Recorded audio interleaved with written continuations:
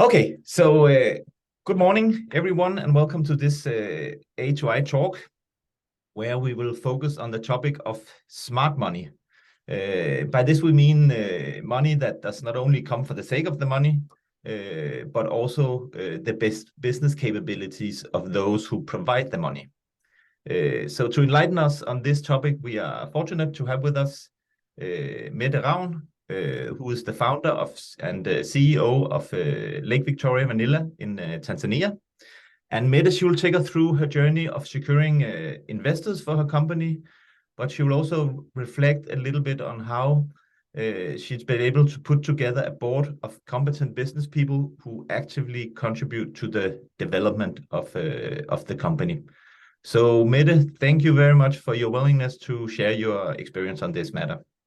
Thank you so much.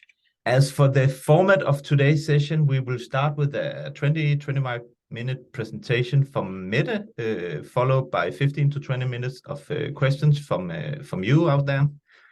For your questions, please, you can raise your digital hand, or you can pose a question in the chat, or just simply interrupt after the presentation.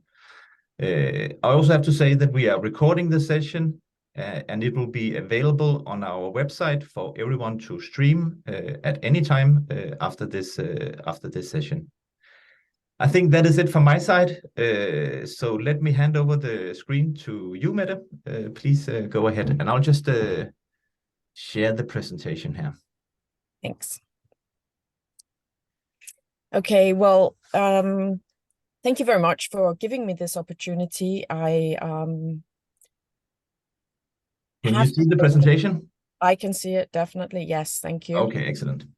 I've been through this process, and the way I have done it is the way that was suitable for us and suitable for me. So what I'm going to talk about today is very much a reflection on how we did it and what processes we went through to get to where we are today.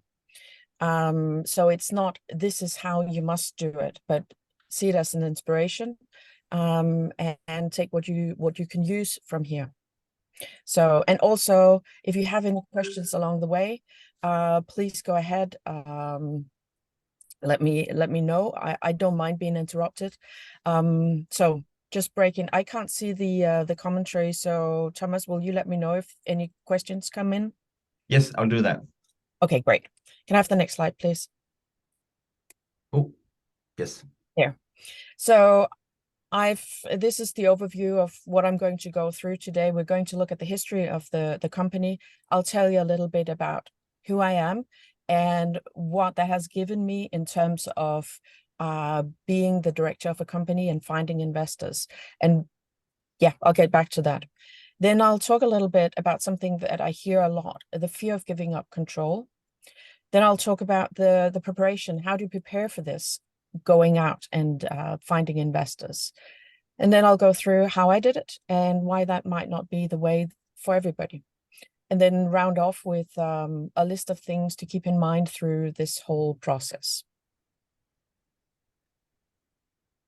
So Lake Victoria Vanilla is a Danish-owned company. It started out as a holding company, but it later developed into an APS where we actually have employees. Lake Victoria Vanilla APS, the Danish company, owns the Tanzanian company, who's also called Lake Victoria Vanilla, but limited. Lake Victoria Vanilla APS was established in 2019, and in 2020 we established the company in Tanzania as well, and we did that just after the first round of investors was in place. The first round of investor was just one person and was just the starting up money. So that was a completely different game than what we did at a later stage.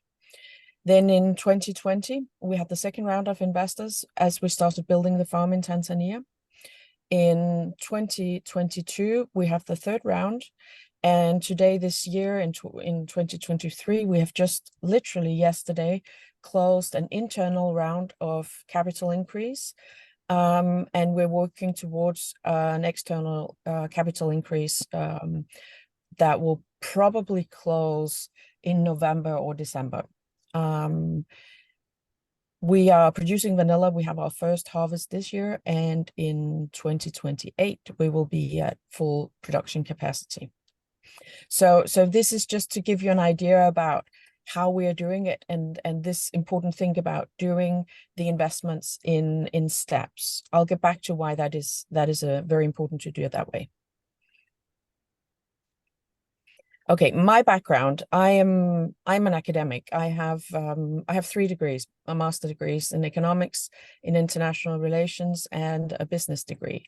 And I'm saying this not because I want to brag about it, but just to understand that from where I'm sitting, that enables me to do certain things. Other people will have other capabilities, but I'm building on these capabilities when I go out and sell the product, i.e. the company. I've lived and worked outside Denmark for more than 10 years. I've lived in the UK, I've lived in France, and I've lived in Burkina Faso. Then coming back to Denmark, I have worked on and with the African continent for the past 20 years in different capabilities as advisor on investment, as a project manager, as a head of secretariat as well. So I have a broad background relating to Africa. So the first thing I want to address, because that's, I think, is the I hear that and I see that often as a big hindrance to actually getting to the point where investors will come in. If you put yourself in the seat of an investor and you meet somebody who you think have an interesting product and you get really curious about it, and then the investor says, yeah, you can be part of this project, but you can't have any control. I want to control this. That does not instill confidence in me that you're capable of working together on this. So I want to question whether that approach is, it's definitely something you should take up to consideration. Also remember, I'm in this big cake, small cake. Yeah, you might have a huge part of a small cake, but it might be that if you can make a bigger cake and take a smaller slice, you will actually get a larger piece of cake. It's I call it fear on purpose because I think in most cases it is not founded in actual threats to your company. The investors that you get in will invest because they want this company to succeed. And if they have different views than you, provided that they're not idiots or of bad morality or something, they will have input that is valuable to the company. So address this fear of giving up control.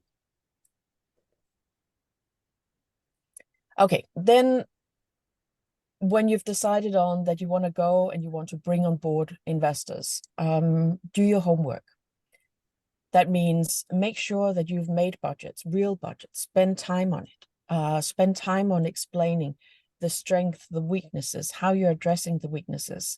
Make sure that every single question that anybody has ever asked you about this company, about why you're doing it, about how you're doing it, about have you thought about, make sure that that is addressed if it's relevant. And ask people around you to go through it. If you have meeting with investors already, use it, the questions that they've asked that are not responded to in the paperwork you send out, use it to update it. It is very easy to be very that what you are trying to explain becomes very understood by you, but maybe not by others. And then the next point, I think that is probably the most important point at all, understanding what the investors want.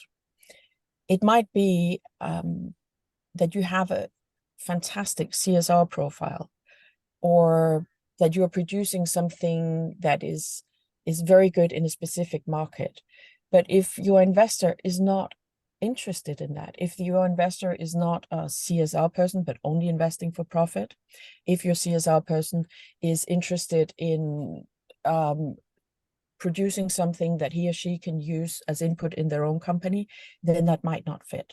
That might not be a fit. So try to understand what each individual investor want out of the project is really important in getting and getting a dialogue going, because it has to be a dialogue. They want something from you as much as you want something from them. I guess you have all been applying for different grants in different ways. It doesn't help that you have a fantastic product if it doesn't match exactly one-to-one what the money is put out for. So keeping that in mind is really important. And that is very closely linked to the next one. Be aware of your own blind spots. Now, I was saying I have these academic background, but that leaves me some blind spots in regard to some practicalities. I've grown up in a privileged background in a Danish community that gives me other blind spots. Be very aware of your blind spots. Find out if they're relevant to carrying through your project or your company, and address them and be open about them. It is the hardest part of the work, I think, because it requires you to be very critical towards yourself. But it's so important to see what it is that your company needs that you don't have. And have a plan B. If you only have this one investor or two investors or this way of getting finance, then you're very vulnerable. Also, maybe if you thought the project should look like this, but it could also look like that, then consider these things. What could you do if this doesn't work out? How can this be adjusted? And be open about what can be changed in your project to accommodate what the investors want. Can the size be adjusted? Can the location be adjusted? What can be changed so that it fits better to what the investors want? I think that is key to making a lasting and fruitful investor relationship. Okay, I got investors in one way, and it might not be the way that everybody should go ahead and do it. I have not done one single pitch for the reason, or for many reasons, but to me, pitches are for entertainment programs on the TV. It doesn't reflect the work that lies behind. There is no way that I, in 3 minutes, can present something that can make an investor invest. I also think it's a mistake to think that being good at pitching makes you a good company director or project leader. So I have avoided all those, and nonetheless, I have succeeded in raising nearly 10 million kroner for the farm in Tanzania. What I have done is I've joined investor networks. I initially joined because I wanted to invest myself.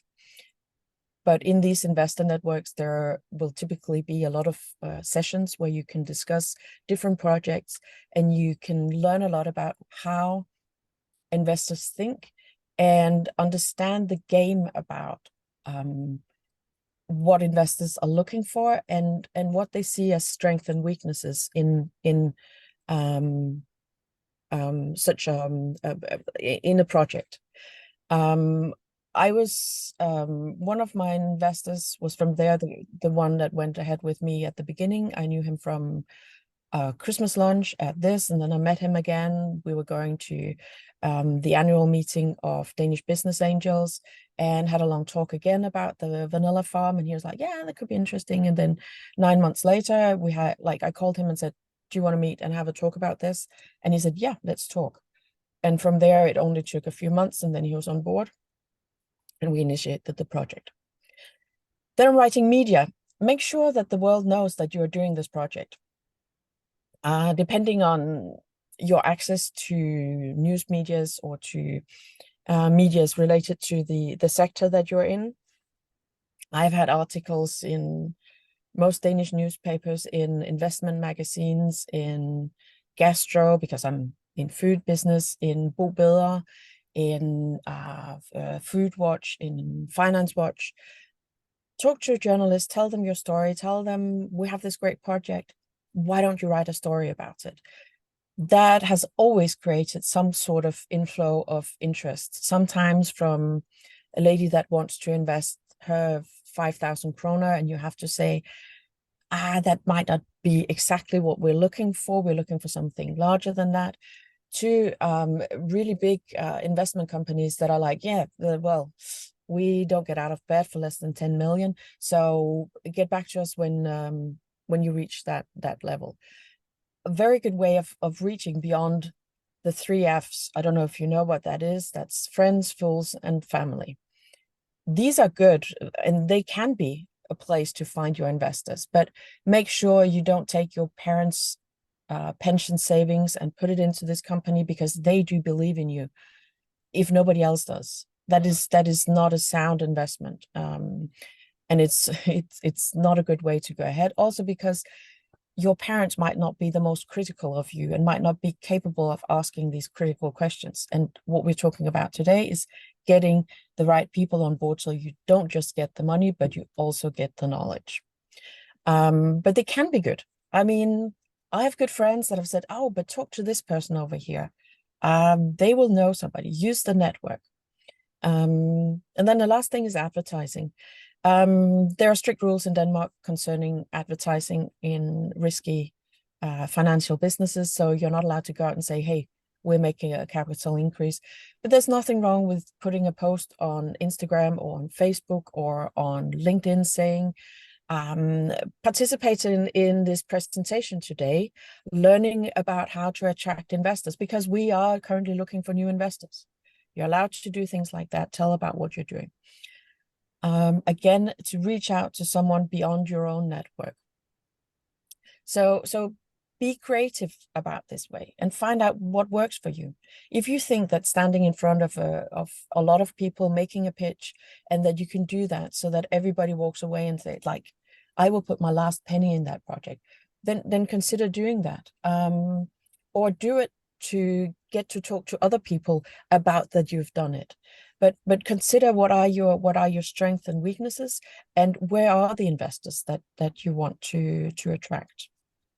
Yeah. All right. Things to keep in mind. And the first point here is really important. Diversity, it's key to getting a functioning, no, not a functioning, because often that is also the challenge.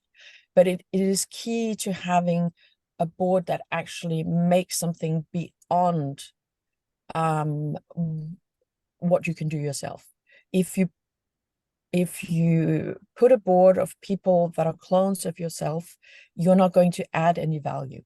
It is essential that you look at that. And that is not just having women and men and that kind. It is also who has competences in this, who has a profile that is like, who's the one that always makes sure that everybody feels comfortable. Do we have somebody, or do we have a group of people that always wants to be right? Do we have somebody who can think long term? Do we have somebody who can close projects? Do we have somebody with a huge network? Do we have somebody who comes in and just makes the room nice to be in? Think about what kind of board do we want? What kind of board meetings do we want? And then try and fill the seats with good people that can do that. It doesn't have to be the investors. Sometimes the investors will be a burden in this thing. If you need the money but can't get the competences to go ahead with it, then recruit people to that fulfill these ideas, and make it like advertise for getting the right board members. Put it on LinkedIn. You'll be swamped with applicants. 90% of them have not even read the what you described that you need, but you might find somebody who is exactly what you need. So work with this diversity, and again, use your blind spots and say, I don't know much about this, or I'm not good at this, or I often forget that. Find out what it is and try to find somebody who's good at that. And then don't get annoyed with them during the board meetings when they bring up these things that you are not good at. I'm talking to myself here as well. So make sure that diversity is thought into everything you do. Then timing. I don't know if I need to say this, but as you can see, we're doing several rounds of capital increases. We're not doing this because we all of a sudden run out of money and then, oh gosh, we need more. We're doing this because the valuation of the company through this project will increase. So at the first valuation, we had a very low cost of getting in, and then this is increasing along the way. So we today go out and have a valuation of 20 million for the capital increase that we're going into now. So that makes you give away less of your cake than if you got all the money in at the beginning. It is also easier as you move along. You'll get more knowledge. You recognize what competences you are lacking around the table. I'm just saying around the table because it can be a board, but it can also be an active investor who's not a member of the board, and it is not given that you need a board. So this thing about timing, make sure that the plan that you set out from the beginning to the actual running project, that you put in steps and milestones at which point you can take in more investors. This does mean that you will have to put aside time on several occasions, and it is time consuming and it is stressful. It is hard work to get to the point of filling the capital needs. Then I've put pay correctly.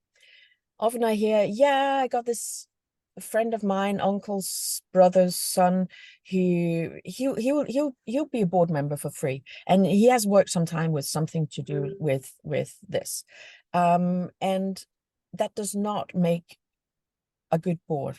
Good board members are paid correctly because they're delivering a service that is needed for the company to move forward, and that should be reflected. It also reflects in their commitment to the task.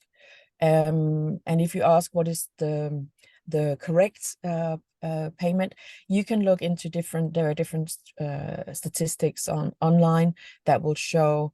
I can say that somewhere between 10 to 20,000 for ordinary board member to 100,000 would be reasonable, depending on number of meetings, work between the meetings, the size of the budget. And then for the chair of the board, it would normally be twice what the board members get. You don't have to have a big board. 3 people can make a board. And the thing about having even or odd numbers, I don't think it has never been a deal with us. We're 4 board members, and it's not a problem. We don't vote. We never get to a vote. We agree on things. So, and in case of equality, it will always be the chairman who has the deciding, who casts the deciding vote. So that's not a problem. Yeah.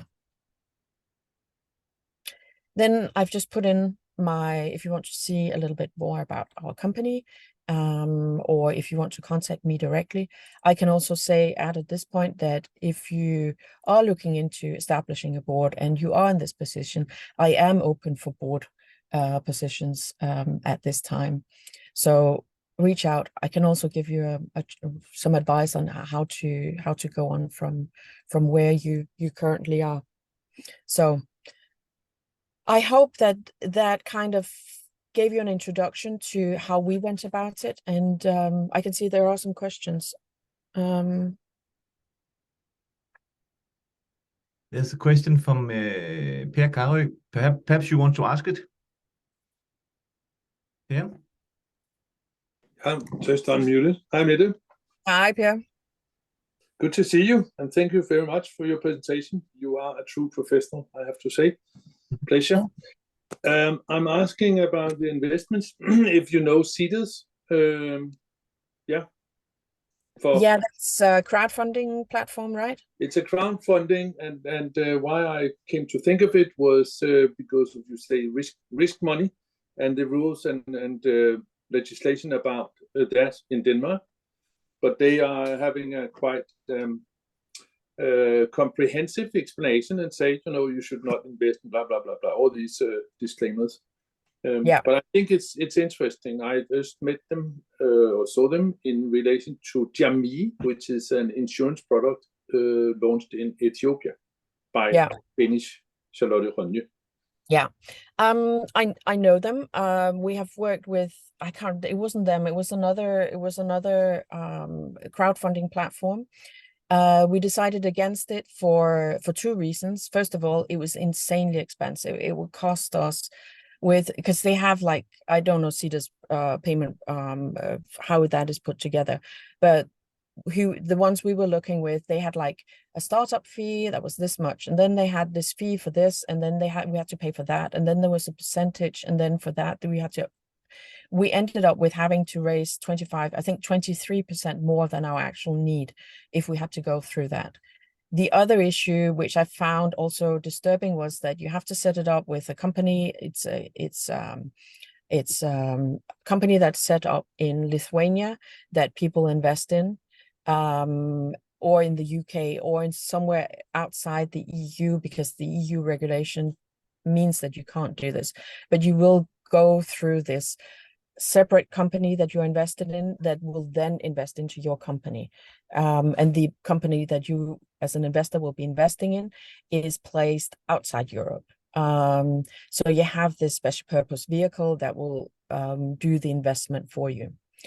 As a company, I also have concerns for these small time investors investing 50,000 kroner or less.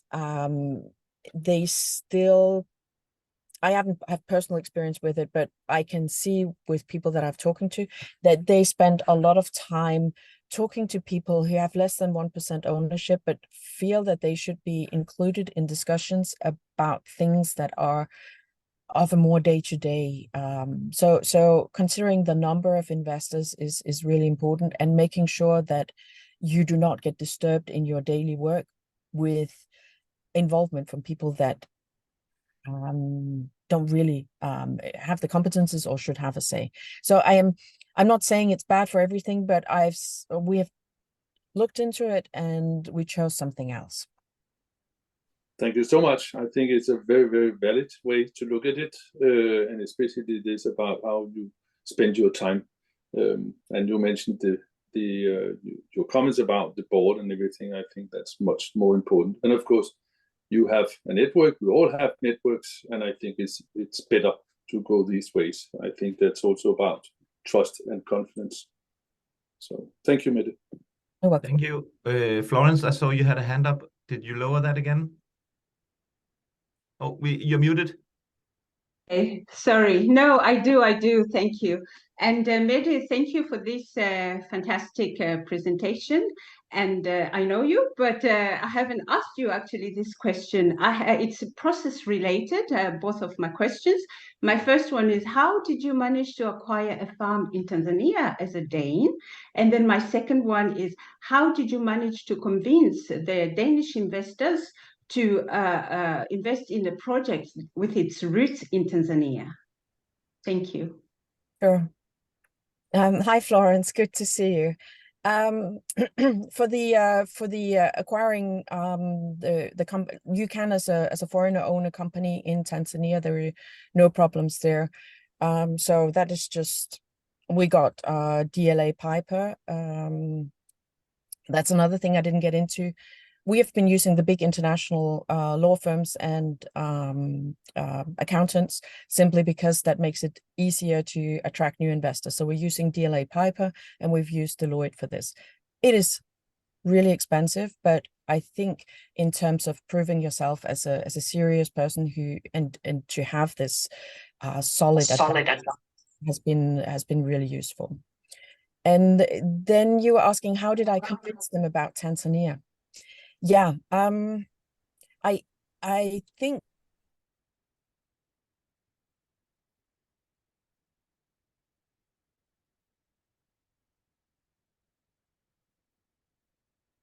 we lost Mette. Can the rest of you hear me?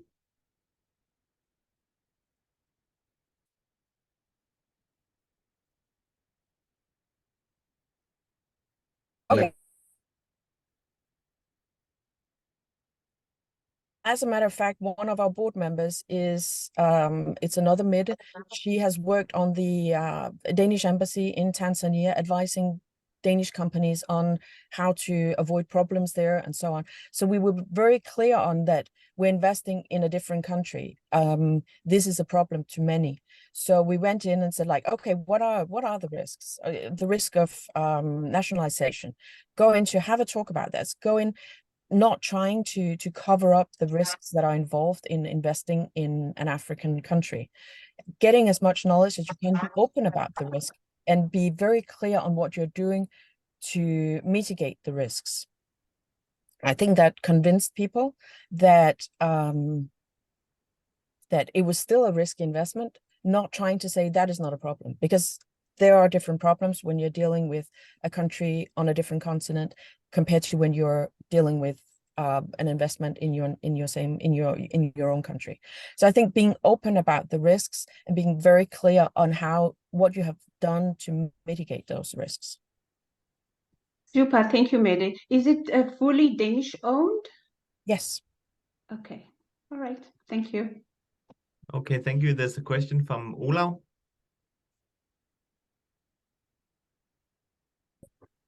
And maybe also you can see me, maybe?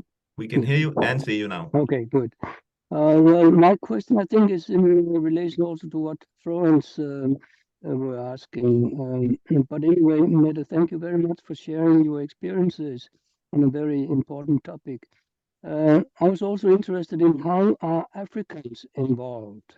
They could be board members, they could be just in your network, they could be advisory board or whatever.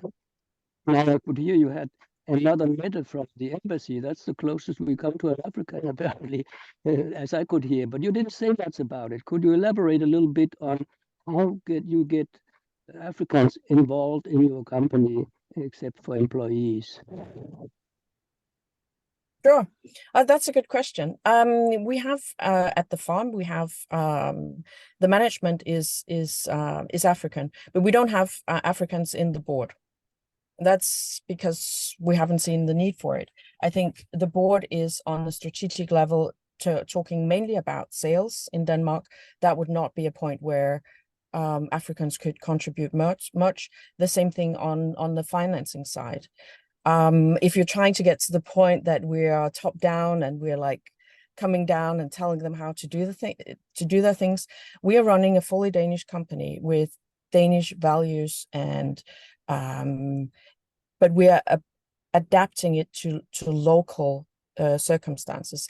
And when it comes to how to deal with issues locally, we are doing that with input from the network we have down there. We don't have a board for the farm. We have a board for the owner of the farm, and owner of the farm company and owner of the sales company. We have two companies in this. So we only have a board at the holding level. And at that point there, we have not discussed Africa critical issues. That has been more in terms of, so if you're asking about how to get in African involvement on the ground, we do that at the local level, but not at board level. Okay, thank you. Did you at any time consider having Tanzanian investors on board? And what would you see as the pros and cons with that? We didn't at the time. It's mainly because we haven't had the need to. I would think as a Tanzanian, I would not like to invest in a country in Europe the same way as I would find it risky. And what Florence was saying, how do I convince them to invest in a foreign country? So we would get the money easier in Denmark. Yeah. Okay. Please raise your hand. Question from. Sorry. Oh, there's a question. Oh, he's going to another meeting. Okay, I actually had a question in relation to. I just want to make sure if I answered fully what was asked by the. I didn't. Sorry, I didn't get your name. Olav, was it Olav? Olav, yeah, Olav. Did you get an answer to your question? Yes, I did. Thank you very much. It's okay. Okay, all right. I'm curious to hear what was your thoughts on that. I didn't have any specific thoughts on it right away, but we normally say that if you want to be in Africa, you better be there yourself also as much as possible. But I was also a little bit thinking the other way around. If you really want to engage Africans, why not involve them actually at the investment level as well, or if not investment, then at least on the board, or at least in a kind of group behind. I was a bit surprised you said we don't need them. Oh, I don't say we don't need them. That is misinterpreting what I said. I said at that level, that is not relevant for the running of the farm. So the running of the farm is done in collaborations with Africans. But this company is not made to.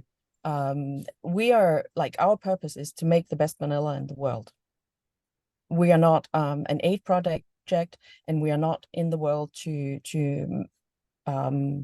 make development or anything. We do make development, and we do make a difference where we are, but our main purpose is to make the best vanilla in the world and make money. So that's just to make clear, there are Africans involved at the level where we need inputs on the African side, but I can't see how an African can contribute to sales strategies on the Danish market at the I kind of missed the point there. And I don't think we should involve an African at the table just because we need to have an African at the table.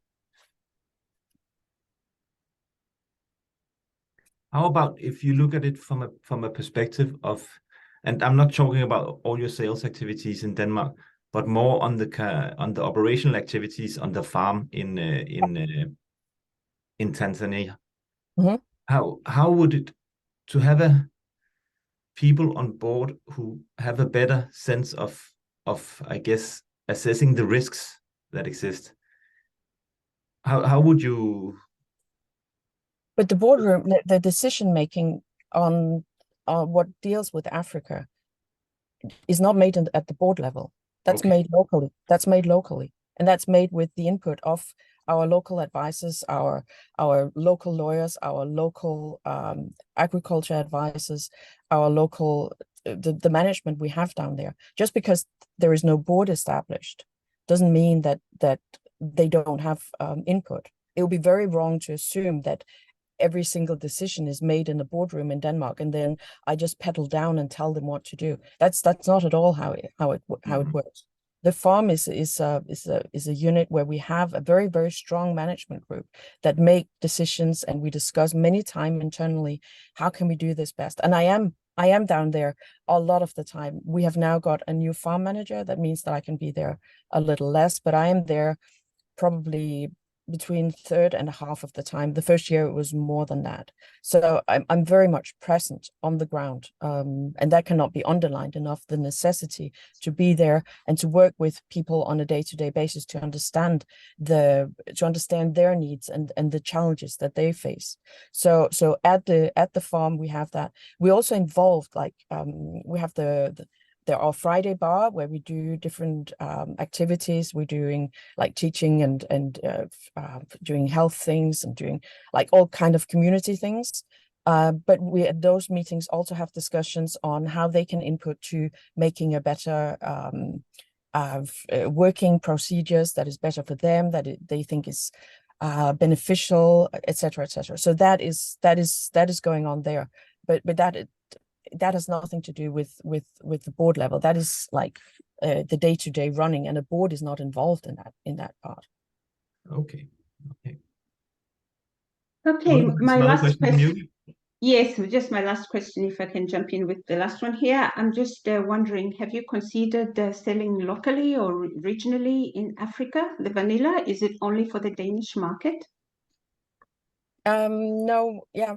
No, we're importing the full production to Denmark. The price level in Tanzania, or the demand in Tanzania is very, very low. So it wouldn't make sense for us to sell it, to try to sell it on the Tanzanian market. We are not just selling it on the Danish market. We'll be producing somewhere between 5 and 10 tons of vanilla from 2027, 28, depending on how well things grow. So for now, it wouldn't make sense for us to sell it there. Also, looking into our competitive advantages, we have a competitive advantage on the Danish market for selling this. So of course, that's where we will go with it. We will be going to the German market, the Swedish market, and the Norwegian market, because there also we have a competitive advantage. If somebody wants to buy in Tanzania, they're welcome to do so, but there are a lot of other vendors there who are much better equipped to dealing with the local market. Having said that, there is not a great market. There is not a great demand for vanilla in Tanzania.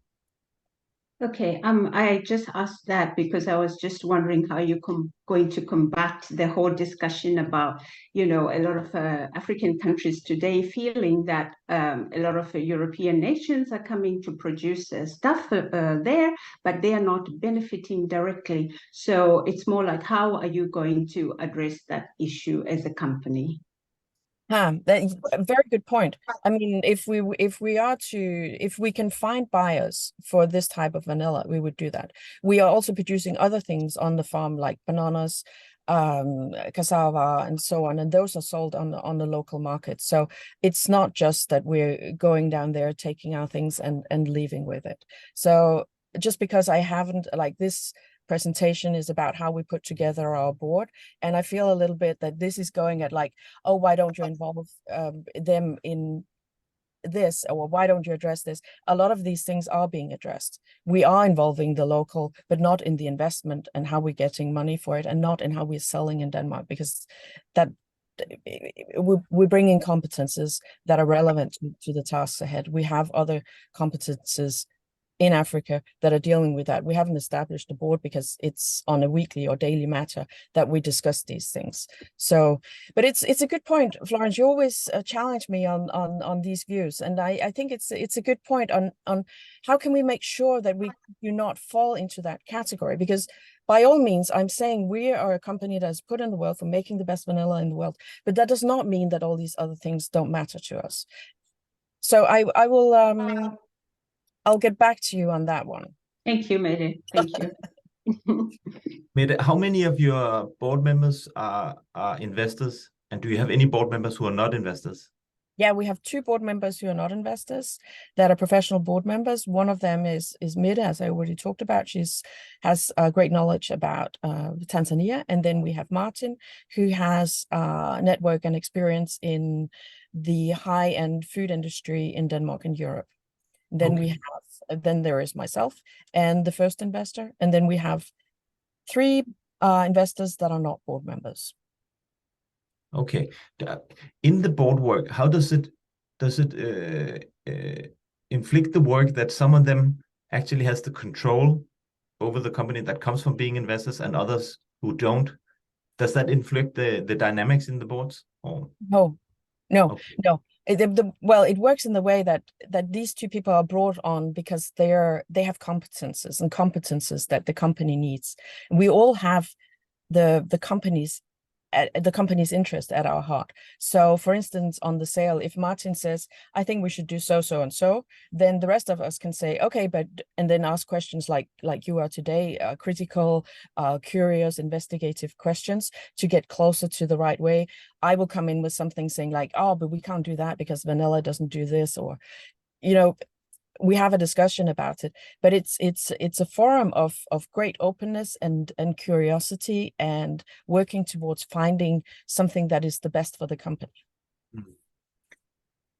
Just one last question from my side. You also touched a little bit about this as a founder to keep control.